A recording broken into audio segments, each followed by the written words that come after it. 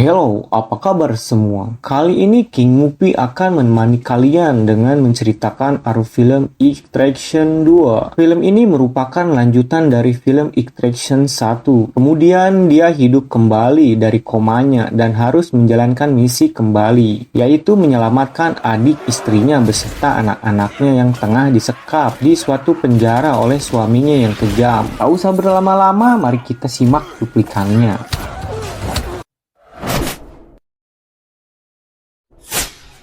Di tepi sungai yang kumuh, pasukan tentara menemukan Tyler yang terdampar sekarat. Saat diperiksa, Tyler masih bernapas, lalu diberikan pertolongan pertama. Kemudian Tyler dibawa ke Dubai untuk diberikan penanganan medis lebih lanjut. Walau keadaan Tyler yang tidak memungkinkan selamat, Nick tetap setia menjaganya selama perawatan. Setelah beberapa hari, Tyler terbangun dari komanya. Fuck off. Di sana, Tyler berterima kasih kepada Nick karena telah mempertahankannya tetap hidup. Rupanya, Nick menganggap Tyler bukan hanya sekedar rekan kerja. Scene berpindah ke Georgia. Di sana terdapat seorang ketua gangster bernama Zurab sedang memberi makanan hewan ternaknya. Dia menamai gengnya dengan sebutan Nagazi yang berarti gembala. Tak lama kemudian, sahabatnya datang memberitahu bahwa hukuman penjara adiknya yang bernama David diperpanjang 10 tahun. David dipenjara karena sering melakukan perbuatan kejahatan. Mendengar hal itu, keesokan harinya Zurab mengundang Pak Gubernur yang selama ini dia sogok. Lalu Zurab menyampaikan kekecewaannya karena telah mendatangani perpanjangan masa tahanan adiknya. Saking kesalnya, Zurab menusuk Pak Gubernur.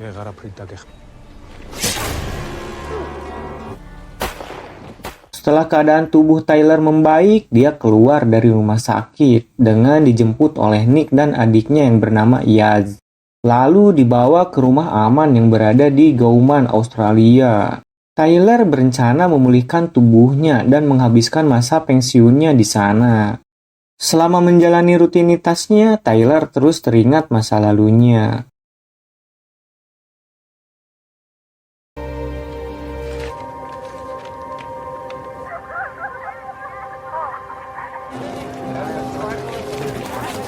Di dalam penjara, adik Zurab yang bernama David, dia malah membawa anak dan istrinya ke dalam tahanan. Setelah David keluar, istrinya yang bernama Kato menangis. Lalu anaknya yang bernama Sandro menghampiri. Sandro selalu dihasut oleh ayahnya agar setia ke geng Nagazi. Oleh karena itu, Sandro selalu membenarkan perkataan ayahnya. Saat Tyler kembali ke rumahnya, di sana sudah terdapat seseorang misterius. Pria tersebut bermaksud menawarkan pekerjaan. Calm down.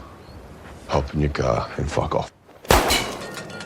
Sempat menolak, Tyler pun menerimanya karena usut punya usut, pria misterius itu diutus oleh mantan istrinya, Tyler yang bernama Mia. Mia ingin Tyler menyelamatkan adik beserta anak-anaknya yang sedang disekap suaminya David, adik bos gangster Nagazi. Pria misterius itu menjelaskan Zurab dan David merupakan adik kakak penjual narkoboy dan pembunuh bayaran. Kemudian setelah 8 tahun mereka mendirikan gangster yang bernama Nagazi. Keduanya dibesarkan dalam kekerasan dan peperangan. Mereka berhasil menguasai dunia dan para pemerintah. Bila mana ada yang berhadapan dengan mereka, pasti orang tersebut akan mati mengenaskan. Pria misterius itu menyarankan Tyler untuk masuk ke penjara secara diam-diam. Jika tidak, David dan kakaknya akan memburunya. Setelah pria misterius itu menjelaskan semuanya, dia memberi waktu kepada Tyler untuk siap-siap menjalankan misi tersebut.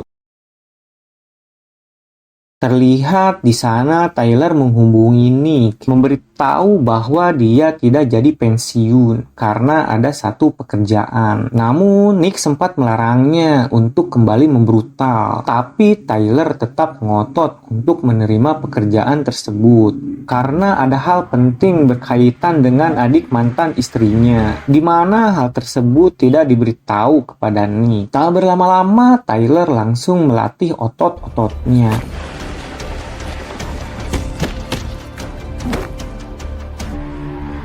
Singkat cerita, misi dilaksanakan dengan bantuan sipir penjaga yang sudah disuap sebelumnya.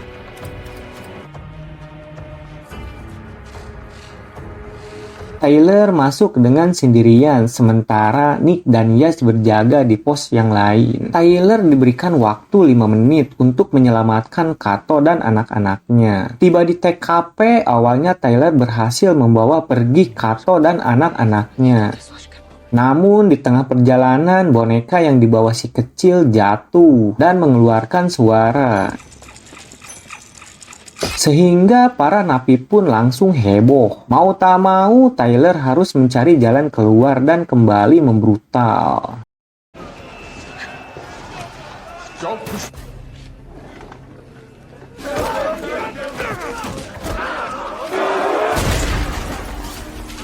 Yas memberi arahan agar Tyler pergi keluar melalui ventilasi kecil.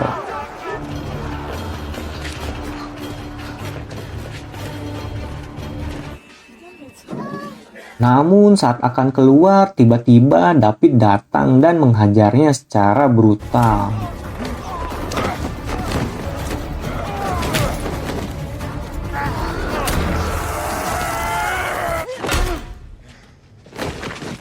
Beruntung anak Kato berhasil keluar, sehingga tidak melihat ayahnya telah dihabisi oleh Tyler dan Kato. Karena kehabisan waktu dan terdapat masalah, Tyler meminta Nick pergi duluan dengan membawa anak-anak. Sedangkan Tyler dan Kato harus menyelamatkan diri dari para napi yang mengamuk.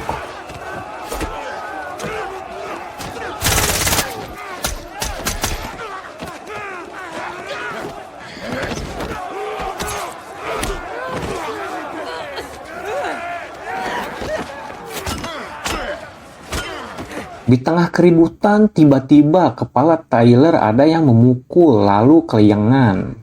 Namun Tyler mampu bangkit kembali lalu bergegas menyelamatkan Kato.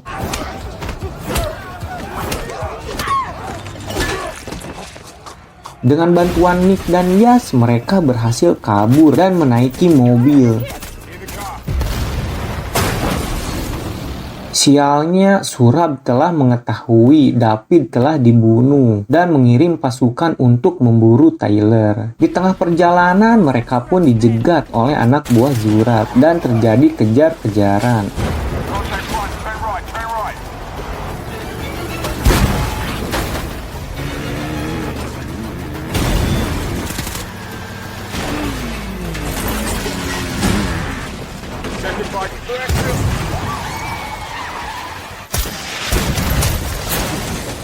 Tiba di tempat peralihan, mereka bergegas pergi ke kereta logistik.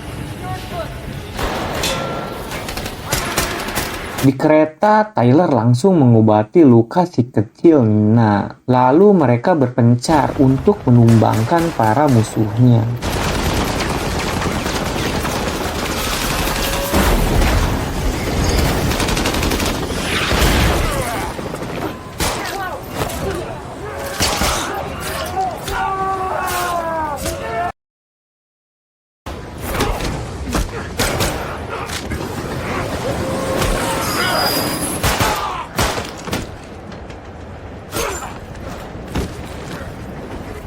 Nick! Down!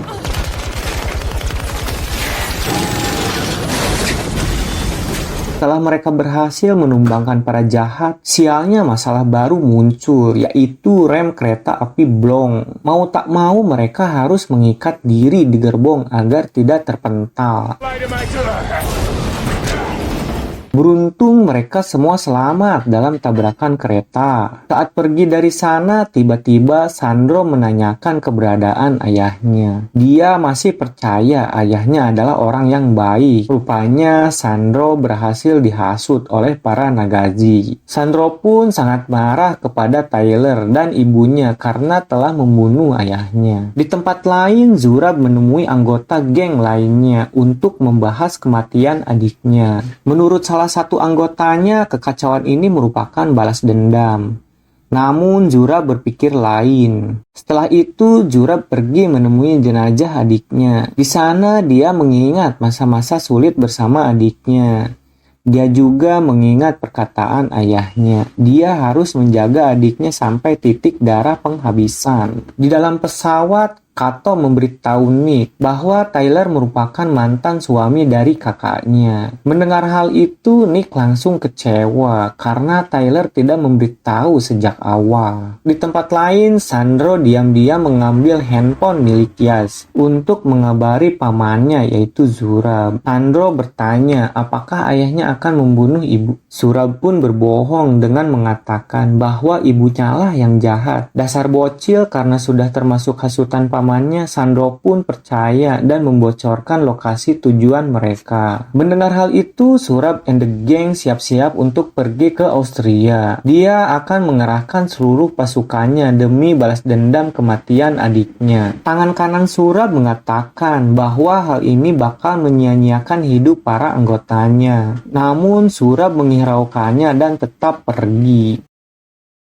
Tiba di salah satu hotel di Austria, sambil menunggu pembuatan paspor, Nick kembali membahas mengapa Tyler tidak berterus terang mengenai misi ini bersangkutan dengan mantan istrinya. Walau begitu, Nick hanya butuh kepercayaannya dan tidak akan menolak misi tersebut. Kemudian Nick menghampiri Kato dan anaknya yang selesai dirawat. Di sana Nick sangat prihatin karena pernah mengalami hal yang sama. Di tempat lain, Sandro menghampiri Tyler karena masih belum terima ayahnya telah mati dibunuh. Di sana Tyler mencoba menyadarkan Sandro dengan mengatakan bahwa ayahnya dan seluruh anggota Nagaji adalah orang yang jahat. Namun Sandro tetap ngotot bahwa ayahnya tak pernah meninggalkannya. Mendengar perkataan itu, Tyler merasa bersalah karena pernah meninggalkan anaknya yang mati karena sakit. Saat Sandro menikmati pemandangan, Tyler menghampiri dan bercerita bahwa dahulu kala anaknya pernah bermain bareng dengan Sandro. Dia juga seumuran dengannya. Namun keadaan berubah ketika anaknya sakit dan meninggal. Tiba-tiba Sandro meminta maaf karena dia telah membocorkan lokasi kepada Zurab. Seketika pasukan Nagaji pun datang. Sontak Tyler bergegas memberitahu yang lain agar siap-siap untuk pergi. We gotta move. What's going on? They found us. Down. We'll calmly out the front door. Saat keadaan hektik, Kato melihat Sandro sedang WA-an dengan Zurab. Kato pun marah karena telah memanggil pamannya ke sini. Sandro belum mengerti bahwa pamannya adalah orang jahat.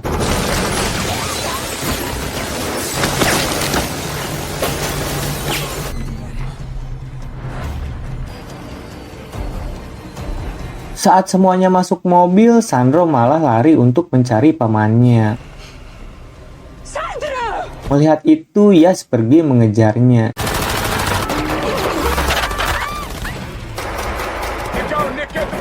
Di sana pun terjadi baku tembak antara Yas dan Zurab. Tak lama kemudian, Nick datang untuk membantu, namun tiba-tiba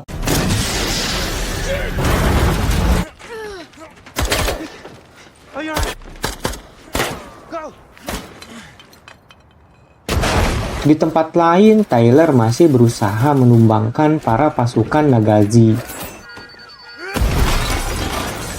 Setelah itu, Tyler membawa Kato dan anaknya pergi ke tempat aman. Lalu pergi membantu Nick dan Yas yang mulai kewalahan menghadapi para pasukan Nagaji.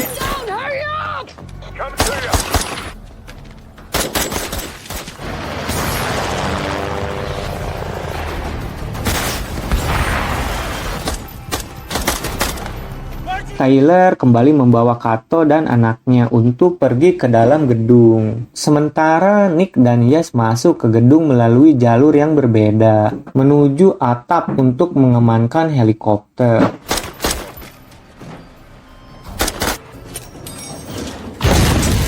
Tiba di atap, terjadi baku hantam sampai Nick terpental ke atas kaca dan pingsan.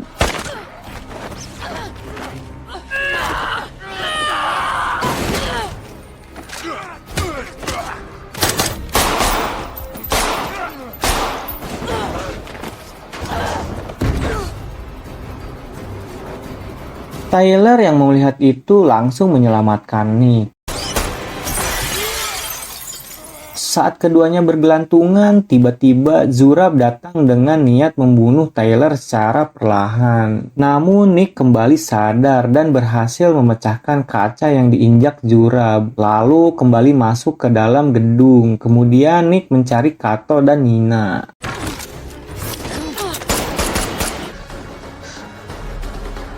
Di atas kaca, Tyler dan Zurab pun terjadi baku hantam secara brutal. Sampai-sampai Zurab jatuh dari atas dan pingsan. Saat Tyler pergi, Zurab kembali bangun dan pergi ke atap. Di sana, Zurab menembak Yas dari belakang hingga tumbang. Tak lama kemudian, Tyler datang membantu. Dengan keadaan sekarat, Yas berhasil diamankan ke dalam helikopter. Namun sayangnya nyawanya tidak tertolong lagi. Di sana Nick harus merelakan kematian adiknya.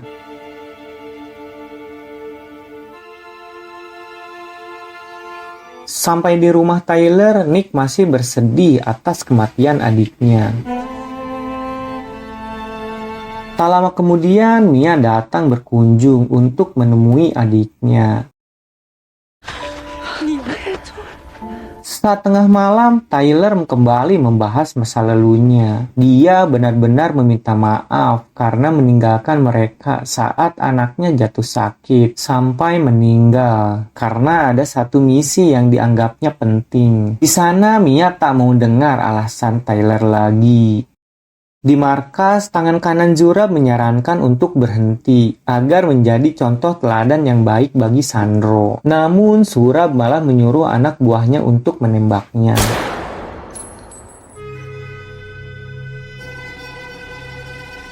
Setelah itu, Zurab menelpon Tyler untuk menyuruh Tyler datang ke tempatnya. Tanpa basa-basi, Tyler bersiap-siap seorang diri pergi untuk mendatanginya. Tiba di sana, Tyler menghancurkan mobil dan pesawat Zurab dengan sekali tembak. Tyler juga melumpuhkan beberapa anak buah Zurab secara brutal.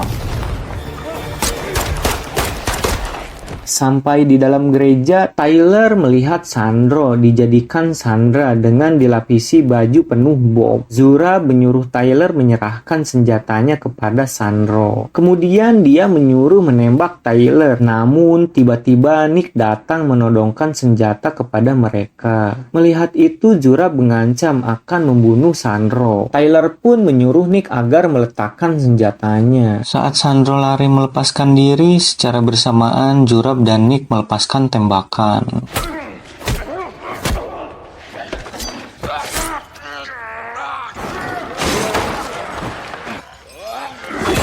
Di sisi lain, Sandro melepaskan baju bom dan menghampiri Nick yang sekarat. Di waktu bersamaan, Tyler berhasil membunuh Zurab. Tak lama kemudian, polisi datang ke TKP. Akibat kejadian tersebut, Tyler dan Nick pun dipenjara. Keesokan harinya, Mia datang mengunjungi Tyler. Tyler meminta Mia mengambil uang yang ada di rumahnya. Ain't it?